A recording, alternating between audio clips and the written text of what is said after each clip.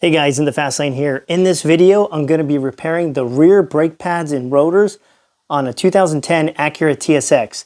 Now this will work for 2009 all the way to 2014 TSX, but this procedure works on many other Acura and Hondas. They pretty much have the same rear brake setups. Now a quick way to jack this up is put it on the back tow hook right here and just jack it straight up. You always want to use jack stands. There's 2 jack points in the back by the tire. And when doing this job, make sure to put 2 pieces of wood in front of the front tires.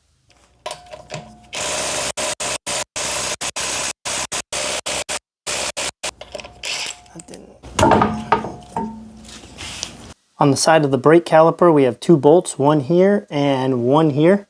We're going to go ahead and release these and then pull the caliper off. Both these bolts are 12 millimeter.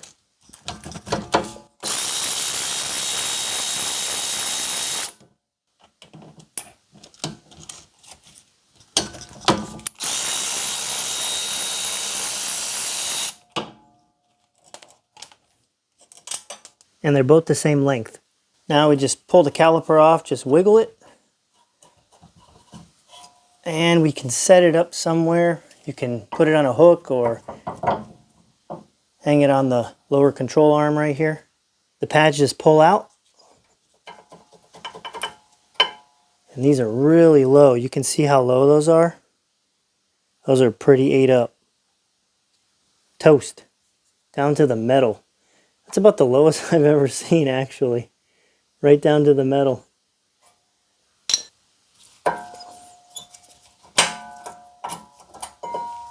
That one's a little better. Now we're going to take off the brake caliper bracket, and that consists of 2 17 millimeter bolts. We have one here and one right here. I'm going to use a ratchet with a piece of PVC pipe attached to it. There's not much space to get an impact in there.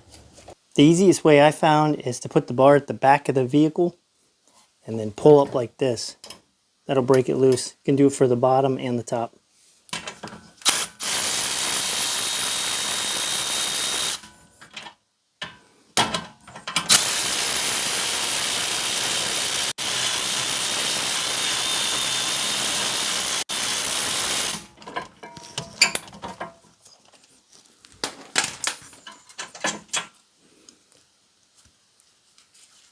They're both the same length. You don't have to worry about which bolt goes where.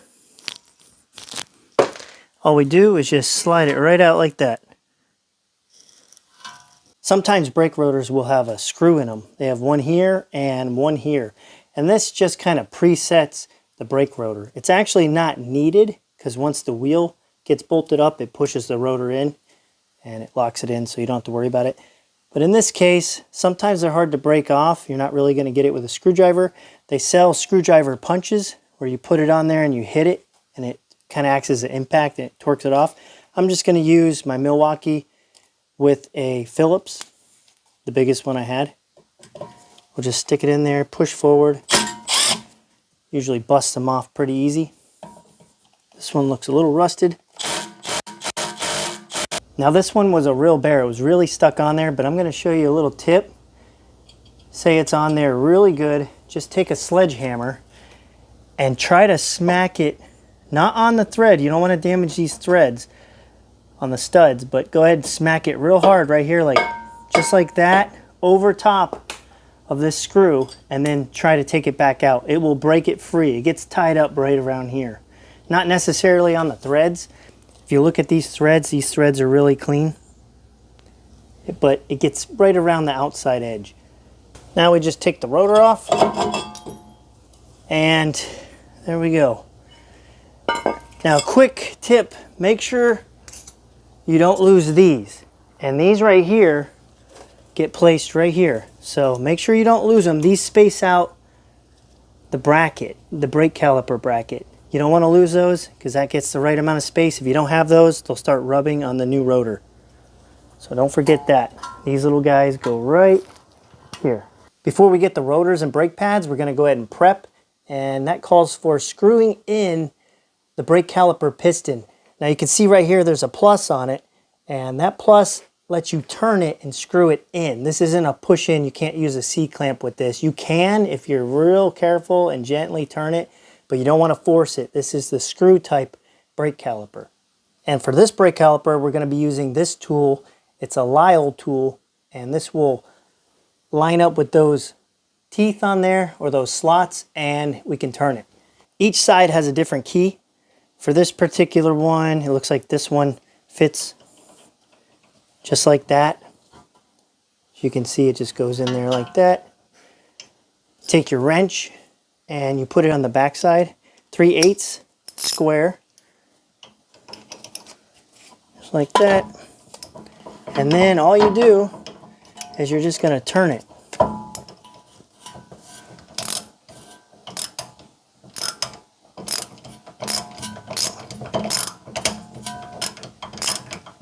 Eventually it'll just bottom out and keep turning, but it won't go in any further. The next thing we're going to do is we're going to remove these guides. Right here, they just pop right out. Just like that. Got one there and one right there. The kit we're using comes with brand new guides, so we don't have to clean them or anything like that. And then another key thing that's crucial is these guide bolts. These need to be taken out and lubricated. So what we're going to do is we're going to hold on to the boot right here. You want to hold it and twist this bolt. So the boot needs to be held. You don't want to tear it. If you turn it without holding the boot, you're going to end up ripping the boot. So hold it, kind of pinch it like that, and turn it. And there we go. So now we're going to take this one out. Set that aside.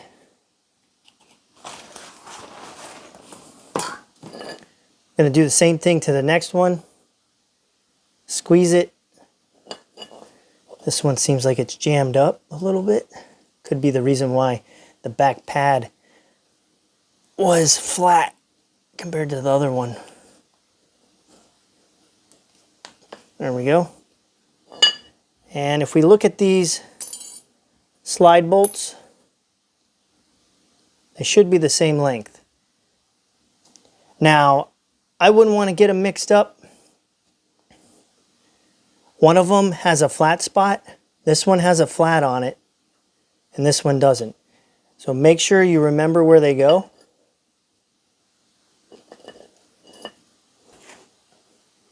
Now you just want to take it out and clean it up real good, get it real dry, get all the original grease off. There's that one. Do the same thing to this one. Make sure you get the grease on top because that likes to compress, kind of hydro lock the bolt.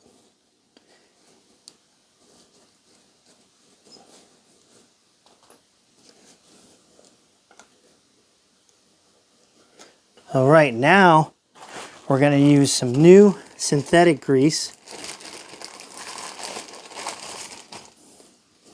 I'm using this Mystic high temp grease. Now the key is you do not want to overdo it. Too much is bad. What'll happen if you put too much, it'll hydro lock.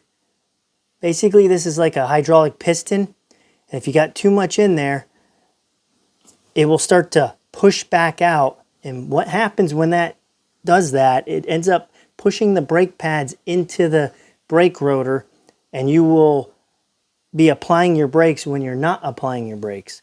You'll lose your MPG, you'll get horrible mile per gallon. I've had it happen before. So a real thin coat, you don't want tons of globs sticking out, just real thin, scrape off the excess. Anything too thick, that should be good enough. And the key is, once you get it on there, you want to be able to flatten it. I'm going to show you what you don't want. This is what you don't want originally. When you push it in and it comes back out, see that? You don't want that. Now with this, I know that there's air in there. So what I'm going to do is I'm going to pinch the boot a little and squish it down. And there we go. Now you can see when I push, it barely comes back out. That's what you want, that's good. But if I was pushing and all the air was out and it kept shooting back out, that's gonna prematurely apply the brakes to the rotor, and you're gonna get bad gas mileage, and you're also gonna wear one side of the pad out, just like we saw here where the back side of the pad was wore out, but the front side wasn't. That will happen with this. Now that we did it this way, where there's not much push out after we lubricated it, that's not gonna happen. Same thing with this one.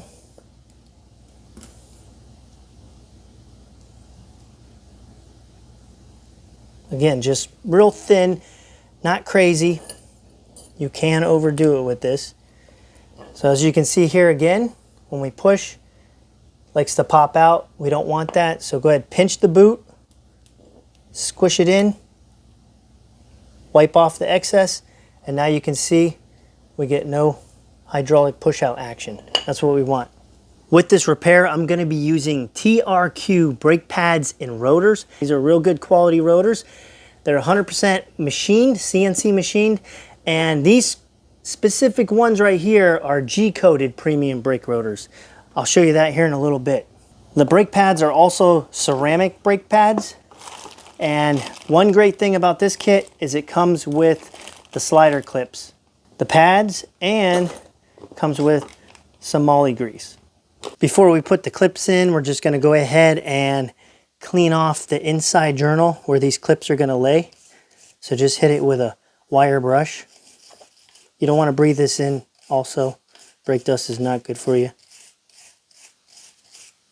There we go, nice and clean. Same thing to the other side.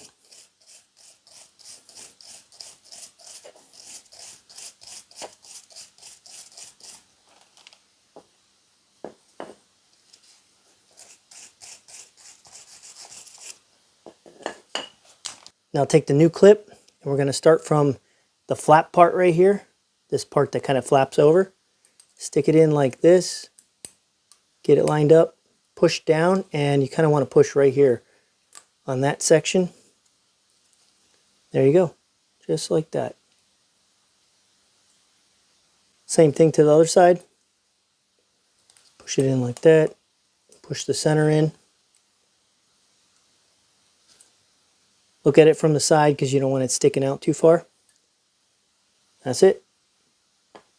The next tip is to use anti-seize inside these sliders. We're just going to put a little bit on the inside, right there. Not crazy, but enough wherever the pad makes contact when you push it in. Any part it's going to slide on. So pretty much just like that on the inside. Do the same thing to the other side. Right here on the top too. They like to touch right there. And this will also prevent the pad from jamming in sideways. So if the pad goes forward like this, you don't want the pad jamming at an angle because one of them was sticking. So it could get stuck like that at an angle. You want it to go in nice and smooth. Both sides. Now we're putting some anti-seize on the wheel hub. Wherever the brake rotor is going to mate, that'll prevent it from rusting out together in the future and make it easier to come off. And you can even put a little bit on the threads if you want, just so that those bolts or the nuts that go on these studs don't get stuck in the future. The next step is we need the brake rotor. And as you can see, these rotors are really, really nice. Look at the finish on these rotors. That's that G coating. What'll happen is when the brake pad starts to press against the rotor, it will make this part nice and chrome, but the rest will remain coated. And when you get salt or water, it won't rust out the rest of the hub. Right before we put the rotor on, you want to clean this lip up right here. Usually they get stuck with some rust. So just go ahead and hit just around this lip right here. And you can apply some anti-seize right on that spot. because that's where it usually sticks the most.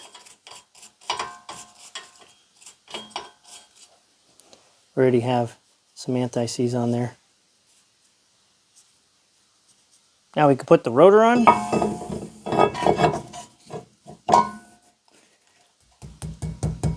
Might be a little tight. There we go. One thing to look out for before you install the rotor is make sure you're aligning the concave part right here. You can see how it's got an indentation versus the threaded one. So this one's got threads on it, but this one's concave, and this is what we need for the screw. And if you don't line this one up with the threads in the hub behind it, then it's going to be over here on a solid part where you can't screw the screw into the hub. So make sure you put that on, because if you put this on wrong and you plan on using the screws, you're going to have to take off the caliper and the bracket. I'm going to go ahead and put the screws back in, and I'm going to put a little anti-seize on them because I don't want them getting stuck again.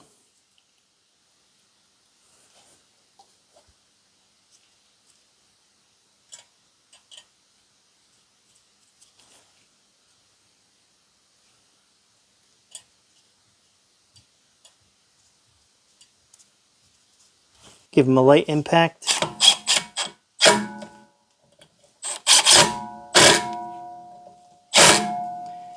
That's good. Now it's time to put the brake caliper bracket on, and remember, don't forget those washers in the back. I had pre-put them on before I put the brake rotor on. We're going to slide it down here on the back side. One of them fell off. You can see it right there. Try to get it back on. There we go.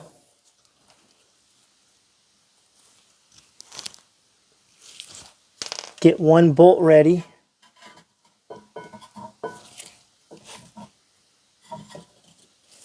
There we go.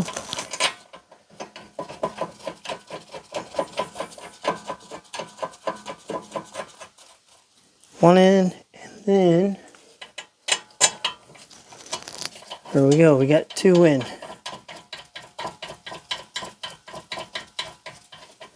Next, we're going to torque it down.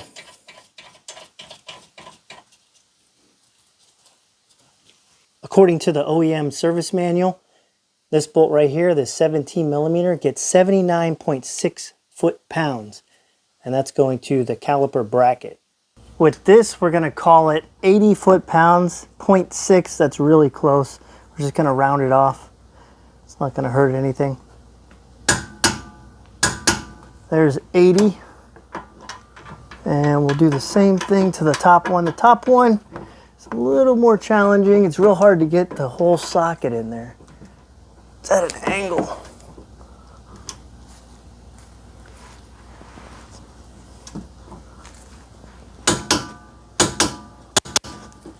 There we go.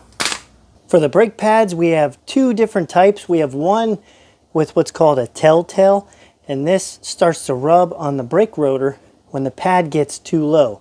This little metal piece will start to scratch it, and that's when you start hearing your brakes screech. It tells you, hey, it's time to change the brake pads. Also, it has this little piece that sticks out right here, this little pin-like thing, and that sticks on the piston right here. Right there, the piston.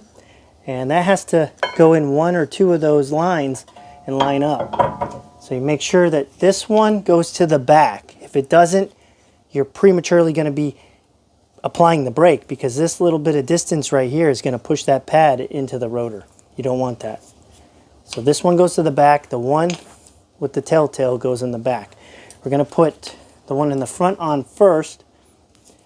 And all you do, it's really, really simple. The part that's curved, you see how it's curved right there? That goes towards the hub part. The part that's more outward rounded, that goes to the outer part. So all we do, start off like this, put one side in. I like to kind of get one side kind of started, just like that. And then the other side, you kind of come in at an angle a little bit, like push it towards that lip. Like that, there we go. And that's it. Now for the back pad, it's the same thing. Just start out on the bottom and then work your way on top, just like that. I always like to put a little bit of anti-seize on the back of the pad right here, wherever those parts are going to meet. So the piston on the caliper is going to meet right in this area. And I do the same on the front pad too.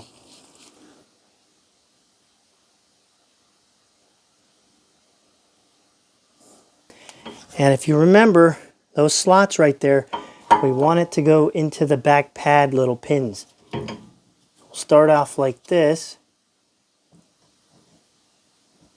And you can see right here, I need a little bit more anti-seize in the corner because it kind of goes further over. That's where it's going to rub right there and right there. Just leave it like that.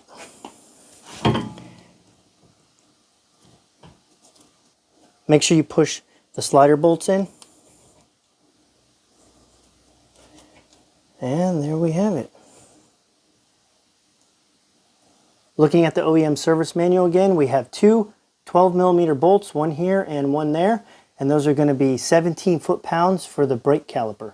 Now these sometimes like to spin as you're tightening them.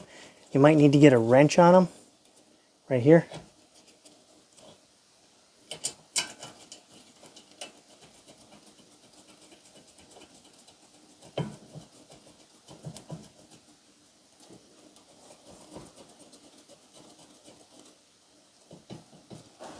Calls for a 17mm wrench on the backside.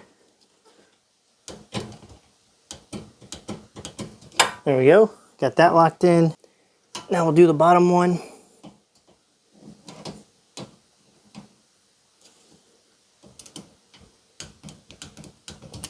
There we go. The last step before putting the wheel back on is just put a little bit of anti-seize right here, a few spots, and this will prevent the wheel from sticking to the rotor in the future. Sometimes they like to stick, but as long as you don't give it a surface to stick to, it won't stick. So that's what you can do. You can just kind of paint it around, just a light thin coat, nothing crazy, but this will prevent it from sticking in the future.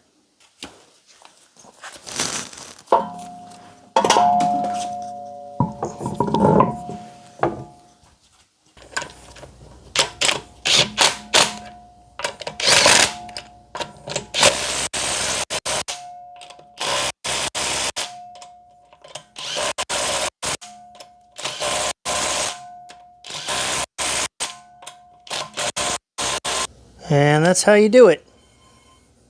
This is after a quick run down the road. You can see how it wore down where the pads touch. So you got that nice chrome look, and then right here, down here at the bottom, you can see how that G coating is still intact, and that'll protect it from rusting out. Now, just in case you were wondering, once the G coat wears away, yes, it does have a crosshatch cut, and that's what you want. That gives the brake pad a nice even wear.